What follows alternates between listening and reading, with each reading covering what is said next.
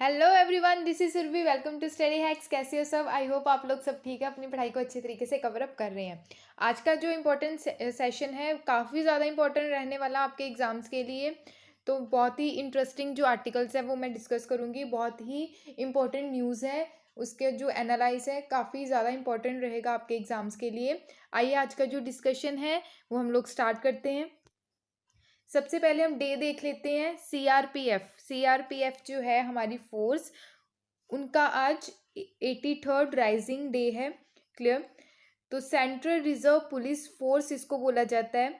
83rd rising day celebrate किया जा रहा है आज ही के दिन 27 जुलाई। ये इंडिया की largest central arm police forces में से एक है, जो किस किस मिनिस्ट्री के अंडर आती है? डिफेंस मिनिस्ट्री के अंडर नहीं आती है, ये होम मिनिस्ट्री के अंडर आती है। ठीक है, तो हेडक्वार्टर्स जो हैं वो कहाँ पे लोकेटेड है? न्यू दिल्ली में। आई होप आपको इतनी चीज़ क्लियर हुई होगी। कुछ और जान लेते हैं सेंट्रल रिजर्व पुलिस फोर्स के बारे में। ये एक क्या है? इंडिया की largest central arm police force है, जो फंक्शन करती है कौन सी मिनिस्ट्री के अंडर? ये फंक्शन करती है मिनिस्ट्री ऑफ होम अफेयर्स के अंडर, जो अमित शाह जी के अंडर है ये। और साथ ही साथ इसका जो फॉर्मेशन हुआ था आज ही के दिन हुआ था 1939 में। ओके, मोटो क्या है इसका? सेवा और निष्ठा, सर्विस एंड लॉयल्टी। हेडक्वार्टर इसके, मोटो याद रखिएगा। ठीक है, डिफेंस से रिलेटेड जो एग्ज़ाम्स हैं, ठीक है, जैसे आर्मी जीडी हो गया, ठीक है, सीआरपीएफ के जो एग्ज़ाम्स रहते हैं उसमें ये पूछा जाता है। सेवा और निष्ठा, सर्विस एंड लॉयल्टी इसका मोटो। हेडक्वार्टर न्यू दिल्ली में है। गवर्न जो की जाता है यानी कि मिनिस्ट्री ऑफ होम अफेयर के अंदर। फाउंडर यानी कि इसको फाउंड किसने किया था? पार्लियामेंट ऑफ इंडिया ने। आई होप आपको इतनी चीज़ क्लियर हुई होगी। ये बेसिक चीज़ें हैं, इंपॉर्टेंट है, पता होनी चाहिए। नेक्स्ट है आज़ाद की शौर्य गाथा। अब ये न्यूज़ में है, क्यों है? चंद्रशेखर आज़ाद से रिलेटेड कुछ जो फैक्ट हैं, कुछ चीज़ें हैं जो इनोग्रेट की गई हैं। पहले तो हम यहाँ पे कोट देख लेते हैं। काफ़ी अच्छा लिखा गया है, दूसरे आपसे बेहतर कर रहे हैं। ठीक है, ये नहीं देखना है कि आपसे बेहतर कोई और अनदर सामने वाला पर्सन कर रहा है। आप कितना अच्छा कर रहे हो, आप कितना फोकस कर रहे हो अपनी पढ़ाई पे, ये देखना है। बिकॉज जो आपका कंपटीशन है वो किसी और के साथ नहीं है, वो खुद के साथ है। ठीक है, आप कितना खुद को पुश कर रहे हो स्टडी में या फिर रनिंग में, एक्सरसाइज में। ओके, तो ये सारी जो चीज़ें हैं, कंपटीशन आपका खुद के साथ होता है। ओके, सामने वाले के साथ नहीं। तो यहाँ पे यही बोला गया है, दूसरे आपसे बेहतर कर रहे हैं, ये नहीं देखना चाहिए। हर एक दिन अपने ही रिकॉर्ड को तोड़िए, क्योंकि सफलता की लड़ाई आपकी खुद से है। ये किसके द्वारा बोला गया है? चंद्रशेखर आज़ाद जी के द्वारा। ठीक है, तो यूनियन मिनिस्टर फॉर कल्चर उन्होंने इनोग्रेट किया है एग्जीबिशन, जिसका नाम है आज़ाद की शौर्य गाथा। फोकस किया गया है इनकी लाइफ पे, यानी कि चंद्रशेखर आज़ाद जी की लाइफ पे। इन्हीं की लाइफ पे फोकस करके आज़ाद की शौर्य गाथा को क्या किया गया? एक एग्जीबिशन को लॉन्च किया गया है। ये पार्ट है किसका? आज़ादी का अमृत महोत्सव। क्यों? क्योंकि हम 2020 में अपनी इंडिया की 75th क्या आज़ादी का जो डे है वो सेलिब्रेट करने जा रहे हैं। तो ये जो इनोग्रेट किया गया है, कहाँ पे किया गया है? Indira Gandhi national centre for arts. याद रखिएगा, Indira Gandhi national centre for arts कहाँ पे? न्यू दिल्ली में।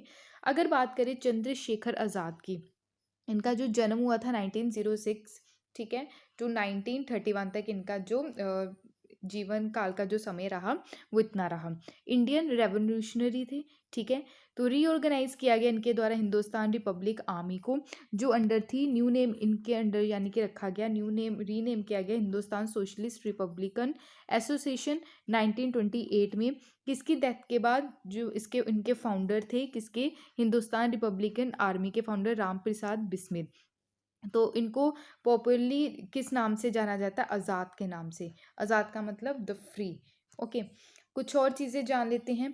एनिवर्सरी जो हाल ही में इनकी सेलिब्रेट की गई है, बर्थ एनिवर्सरी 23 जुलाई को। तो इनका जो जन्म हुआ था 23 जुलाई 1906 में हुआ था।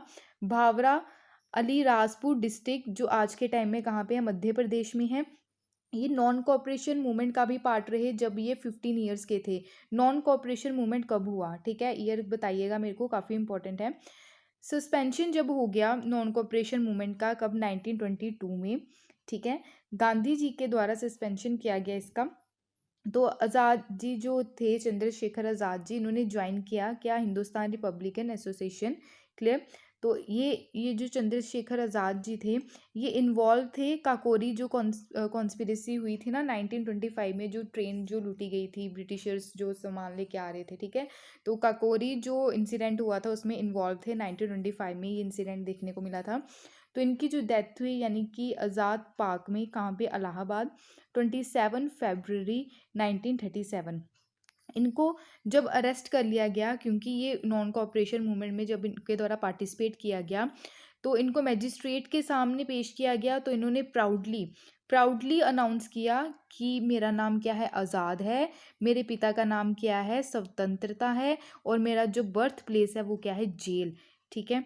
तो इसीलिए इनका नाम क्या रखा गया, आज़ाद रखा गया, इनको आज़ाद के नाम से जाना गया। तो ये चीज़ याद रखिएगा, काफ़ी ज़्यादा इंपॉर्टेंट है, ठीक है। आई होप आपको ये सारी चीज़ क्लियर हुई होगी।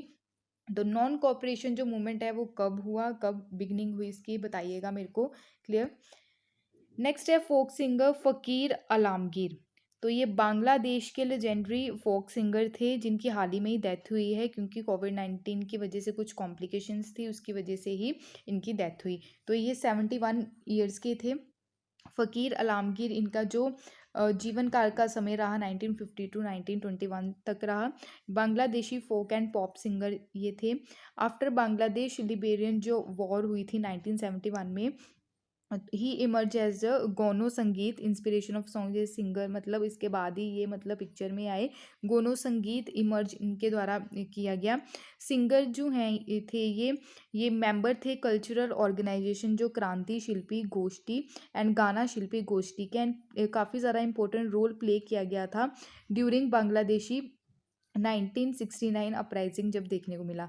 ड्यूरिंग बांग्लादेशी जब 1971 की लिबरेशन वॉर हुई थी, आलमगीर ने ज्वाइन किया था।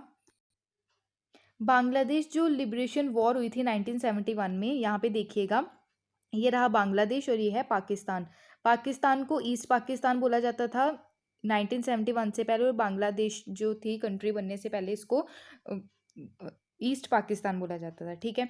तो 1971 में जो लड़ाई हुई, वॉर देखने को मिली इंडिया और पाकिस्तान के बीच में, तो हमारी जो जीत हुई उससे क्या, ये न्यू कंट्री बन के आई जिसका नाम था बांग्लादेश। और एक फैक्ट और याद रखिएगा, बांग्लादेश न्यू कंट्री है, इसको डिक्लेयर कौन सी कंट्री के द्वारा किया गया सबसे पहले, वो भूटान के द्वारा किया गया, ठीक है।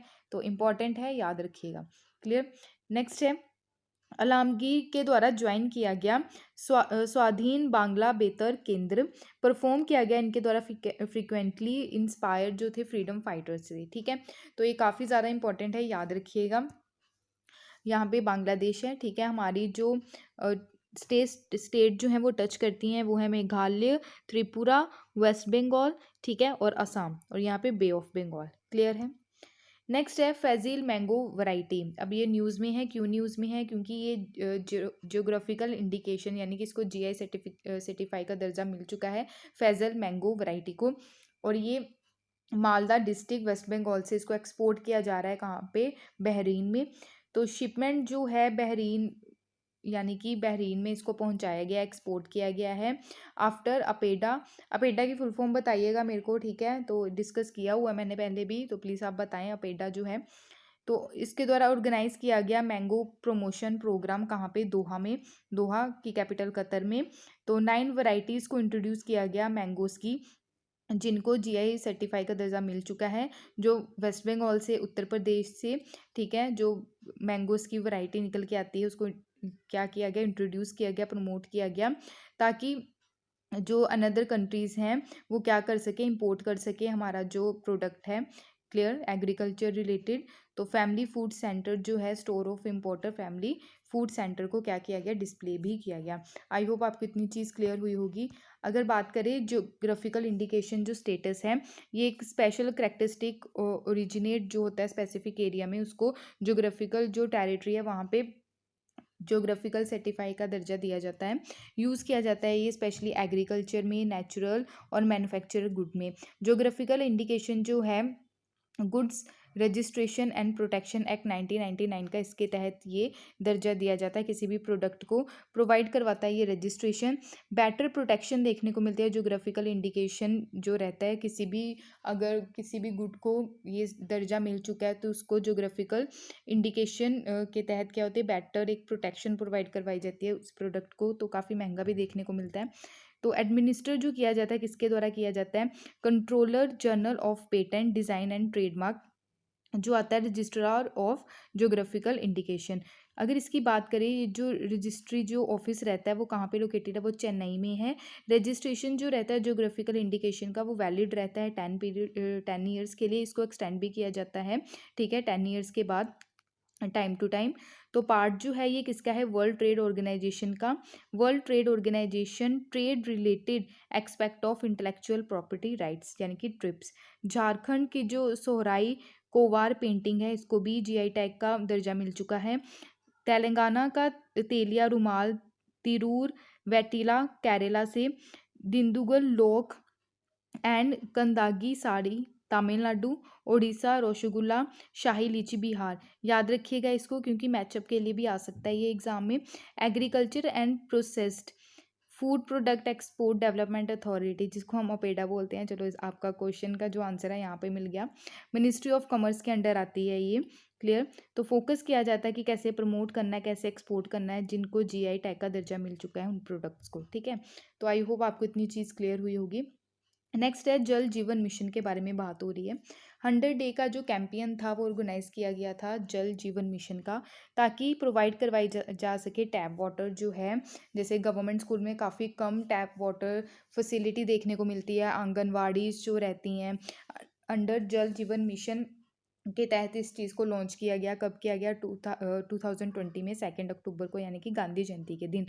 अगर बात करें, हर तीसरा गवर्नमेंट स्कूल और आंगनवाड़ी वहाँ पे टैप वाटर की कमी है हमारे इंडिया में। एम क्या है कि 100% कवरेज प्रोवाइड करवाना रिलेटेड टू वाटर, प्रोवाइड करवाना पोर्टेबल पाइप वाटर सप्लाई पीने के लिए, कुकिंग के पर्पस के लिए, क्योंकि इस गवर्नमेंट स्कूल में आपको मिड डे मील जो स्कीम है उससे रिलेटेड भी काफ़ी सारी चीज़ें देखने को मिलती है। वहाँ पे खाना जो बनता है उसके लिए भी वाटर की ज़रूरत पड़ती है। तो अगर कमी रहेगी पानी की तो ये सारी चीज़ें कैसे अवेलेबल या प्रोवाइड करवा पाएंगे, ठीक है। तो टैप वाटर, हैंड वॉश के लिए, toilets in every school, anganwadi, धर्मशाला, ठीक है, आश्रमशाला जिसको बोलते हैं, रेजिडेंशियल ट्राइबल स्कूल, यहाँ पे भी फैसिलिटी प्रोवाइड करवाना, 100% कवरेज अचीव करना, तो ये बेसिकली एम है।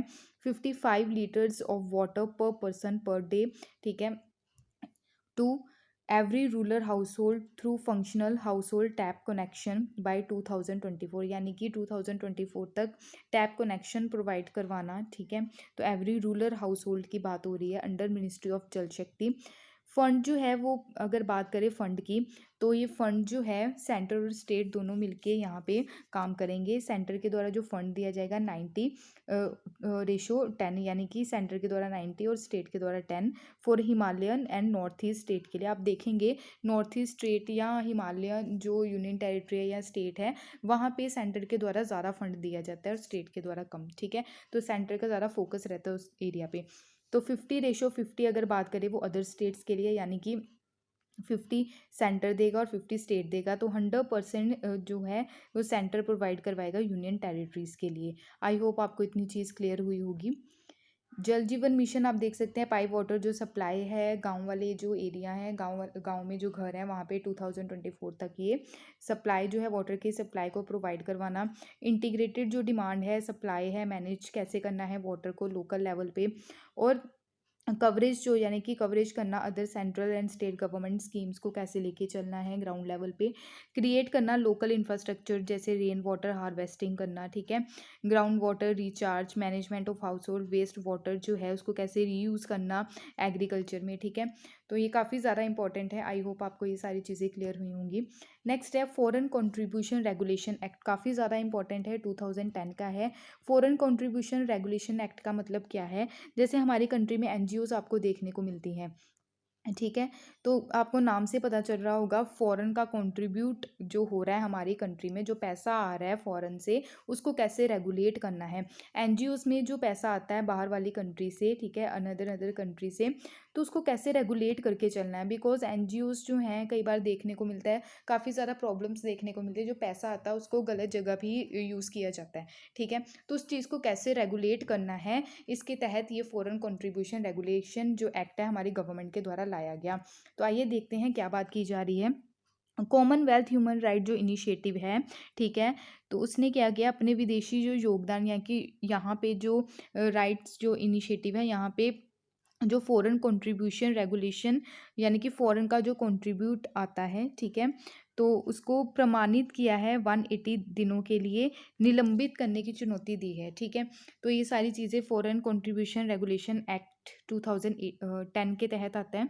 ये मिनिस्ट्री ऑफ होम अफेयर के द्वारा सस्पेंड किया गया है। कॉमनवेल्थ ह्यूमन राइट इनिशिएटिव जो सर्टिफाइड है, ये वायलेट करता है किसका, फॉरेन कंट्रीब्यूशन रेगुलेशन एक्ट का। ठीक है, इसलिए इसको क्या किया गया है, चैलेंज किया गया है, सस्पेंड किया गया है। ठीक है, मिनिस्ट्री ऑफ होम अफेयर के द्वारा जो अमित शाह जी के अंडर आती है। अगर बात करें फॉरेन कंट्रीब्यूशन रेगुलेशन एक्ट जो 2010 का है, ठीक है, याद रखिएगा इसको, तो इसमें बाद में अमेंडमेंट भी किया गया, कुछ चेंजेस भी लाए गए। तो पहले 2010 का हम देख लेते हैं। फॉरेन जो फंडिंग आती है, ठीक है, कोई भी पर्सन है वो फॉरेन कंट्री से इंडिया में फंड करता है, उसको कैसे रेगुलेट करके चलना है इस एक्ट के अंदर। रेगुलेट का मतलब क्या रहता है, चीज़ों को कंट्रोल करना। ठीक है, तो इम्प्लीमेंट जो किया जाता है ये किसके द्वारा किया जाता है, याद रखिएगा, मिनिस्ट्री ऑफ होम अफेयर के द्वारा। इंडिविजुअल जो परमिट यानी कि अगर किसी भी एनजीओ ने कुछ भी फॉरेन कंट्रीब्यूट या पैसा जो है फॉरेन कंट्री से आ रहा है, तो परमिशन चाहिए होगी किसकी, मिनिस्ट्री ऑफ होम अफेयर की। उनकी परमिशन के बिना आप नहीं ले सकते। अंडर इस एक्ट के अंडर क्या है, ऑर्गेनाइजेशन जो है वो क्या करेगी, रिक्वायर्ड है उसको रजिस्टर करना खुद को एवरी 5 ईयर्स के बाद। ठीक है, foreign contribution regulation amendment act आया फिर 2020 में, याद रखिएगा ये लेटेस्ट है। इसमें क्या किया गया, prohibition to accept foreign contribution. इसका मतलब क्या है, एक बार लगा दिया यानी कि एक लिमिट लगा दिया पब्लिक सर्वेंट्स के लिए। ठीक है, जो पब्लिक सर्वेंट्स हैं जो गवर्नमेंट जॉब कर रहे हैं, ठीक है, तो वो रिसीव नहीं कर सकते फॉरेन कंट्रीब्यूशन। ठीक है, याद रखिएगा इसको, ये ओनली प्राइवेट के लिए। ट्रांसफ़र ऑफ फॉरेन कंट्रीब्यूशन की बात करें तो प्रोहिबिट यानी कि पाबंदी लगाई गई है ट्रांसफ़र जो होता है फॉरेन कंट्रीब्यूशन का। एनी जो पर्सन है जो रजिस्टर्ड नहीं है फॉरेन कंट्रीब्यूशन इस एक्ट के अंडर, तो उस पर क्या लगाता है, ये प्रोहिबिशन लगाता है। ठीक है, तो मनाही की जाती है अगर इस फॉरेन कंट्रीब्यूशन रेगुलेशन के एक्ट के तहत ये रजिस्टर नहीं है। आधार फॉर रजिस्ट्रेशन, आधार कार्ड जो है वो मैंडेटरी है फॉर ऑल ऑफिस बेरियर के लिए। एफसीआरए अकाउंट जो है वो होना ज़रूरी है, यानी कि एफसीआरए अकाउंट का मतलब क्या है, पैसा ओनली जो है वो अकाउंट जो डेजिग्नेट होना चाहिए। एफसीआरए जो अकाउंट है स्पेशली उनका जो बैंक है, जो उनकी ब्रांच रहेगी एफसीआरए की, जैसे कि एसबीआई जो है न्यू दिल्ली में, यहाँ पे ही ये ब्रांच रखी गई है, यहाँ पे ही पैसा आएगा। ठीक है, यही ब्रांच होनी चाहिए, कौन सी, एसबीआई जो है न्यू दिल्ली की। Reduction in use of foreign contribution for administrative purpose and surrender to certified, मतलब सर्टिफिकेशन होना ज़रूरी है। आई होप आपको इतनी चीज़ क्लियर हुई होगी, याद रखिएगा। नेक्स्ट है, इंपॉर्टेंट है, डिफेंस से रिलेटेड है। Cutlass express 2021। कटलास एक्सप्रेस 2021 क्या है, रिसेंटली ही इंडियन नेवल शिप जो है तलवर, इसके द्वारा पार्टिसिपेट किया गया है मल्टी नेशनल ट्रेनिंग एक्सरसाइज जो है कटलास एक्सप्रेस 2021, जो कंडक्ट करवाई गई ईस्ट कोस्ट ऑफ अफ्रीका। आप यहाँ पे देख लीजिए, ये हमारी इंडिया है, ईस्ट कोस्ट ऑफ अफ्रीका जो है यहाँ पे कंडक्ट करवाया गया, और हमारे कहाँ पे, वेस्ट में। ओके, तो आइए देखते हैं। एक्सरसाइज जो है ये एनुअली कंडक्ट करवाई जाती है, मैरीटाइम एक्सरसाइज है। पर इस एक्सरसाइज के चलते प्रमोट किया जाएगा नेशनल और रीजनल जो मैरीटाइम सिक्योरिटी है east Africa and western Indian ocean में। ये था जो एडिशन था 2021 का। तो इसमें जो पार्टिसिपेट किया गया 12 ईस्टर्न अफ्रीकन कंट्रीज़ के द्वारा, यूएसए के द्वारा, यूके और इंडिया के द्वारा पार्टिसिपेट किया गया। इंडियाज़ इंफॉर्मेशन फ्यूज़न सेंटर जो है यानी कि इंडियन ओशन रीजन, इसके द्वारा भी पार्टिसिपेट किया गया इस एक्सरसाइज में। इंडिया जो है अपनी जो सागर पॉलिसी भी लेके चलता है, सागर जो मिशन है, ठीक है, सागर मिशन है, सागर जो है जिसका फुल फॉर्म है security and growth for all in the region, यानी कि जो इंडियन ओशन में जितनी भी कंट्रीज़ है उसमें क्या सिक्योरिटी बनाए रखना, ग्रोथ कैसे लेके आनी है उस रीज़न में। तो 2015 में सागर जो है, सागर विज़न जो है, इसको क्या किया गया, इस्टेब्लिश किया गया, यानी कि लॉन्च किया गया। ठीक है, तो ये काफ़ी ज़्यादा इंपॉर्टेंट है। यहाँ पे आप देख सकते हैं, ठीक है, इंडियन ओशन की बात हो रही है और यहाँ पे क्या ईस्ट जो अफ्रीकन कोस्ट है और यहाँ पे वेस्टर्न इंडियन ओशन। आइए, काफ़ी ज़्यादा इंपॉर्टेंट न्यूज़ है, देखते हैं ये। वर्ल्ड का बिगेस्ट फ्लोटिंग सोलर सोलर जो यहाँ पे आप देख सकते हैं, फ्लोटिंग सोलर फार्म यहाँ पे वर्ल्ड का बिगेस्ट लॉन्च होने वाला है आने वाले टाइम में। सिंगापुर की जो सनशिप ग्रुप है, इनके द्वारा प्लान किया जा रहा है कि $2 बिलियन का जो बिल्ड करेंगे वर्ल्ड का लार्जेस्ट फ्लोटिंग फ्लोटिंग का मतलब क्या होता है, पानी में तैरने वाला। ठीक है, तो floating solar farm energy storage system को ये क्या करेंगे, इंस्टॉल करेंगे। कहाँ पे, इनकी जो नेबरिंग कंट्री है इंडोनेशिया सिटी बतम। ठीक है, तो डबल रीन्यूएबल पावर रहेगी, जनरेशन कैपेसिटी रहेगी इसमें। फ्लोटिंग फोटोवोल्टिक सिस्टम जो है, इसमें जो कैपेसिटी होगी 2.2 गीगावाट।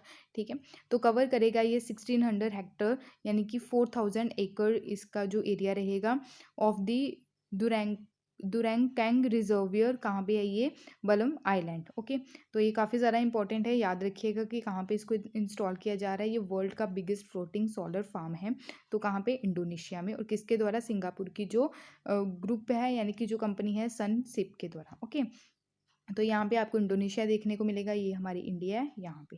ओके, तो इंडोनेशिया की जो कैपिटल है वो है जकार्ता। करेंसी क्या है, इंडोनेशियन रुपया।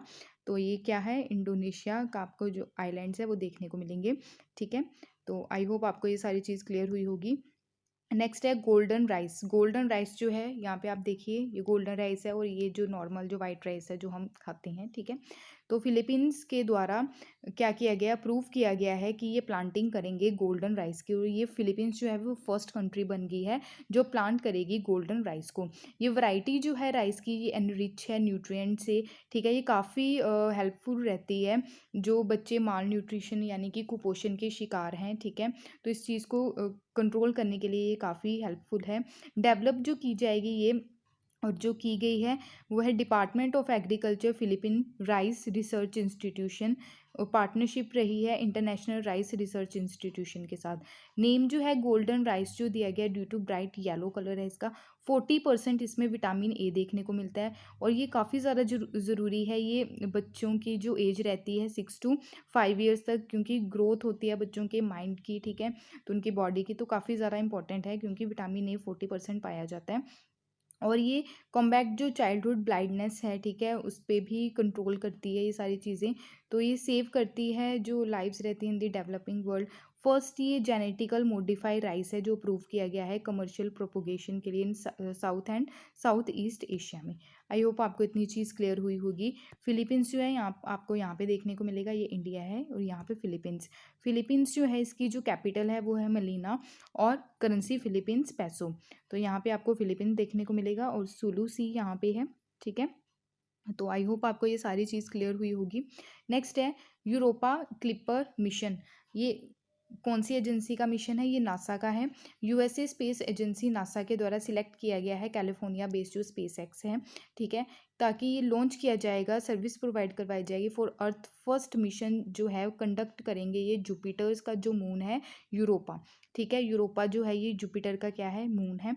ठीक है, मिशन जो है, मिशन का नाम दिया गया है यूरोपा क्लिपर मिशन। याद रखिएगा, जुपिटर का जो मून है उससे रिलेटेड है ये। तो शेड्यूल जो है वो ये लॉन्च किया जाएगा इसको 2024 में on a Falcon heavy rocket from launch complex 39A NASA kindly space centre Florida. ठीक है, तो काफ़ी ज़्यादा इंपॉर्टेंट है ये। आप मेरे को बताइए, जैसे हमारी कंट्री में भी आपको इसरो देखने को मिलता है। ठीक है, तो अलग अलग कंट्री, जैसे जापान की स्पेस एजेंसी का नाम बताइए मेरे को। ठीक है, इंडिया की इसरो है, इसरो के बारे में बताइए कि कब इसको लॉन्च किया गया, किसके द्वारा किया गया। ठीक है, तो इसके जो चेयरमैन है आज के टाइम में इसरो के कौन है। जापान की बताइए मेरे को स्पेस एजेंसी का नाम, चाइना की स्पेस एजेंसी का नाम, रशिया की स्पेस एजेंसी का नाम, ये मैचिंग के लिए आ सकता है आपको। ठीक है, तो बताइएगा मेरे को, काफ़ी ज़्यादा इंपॉर्टेंट है।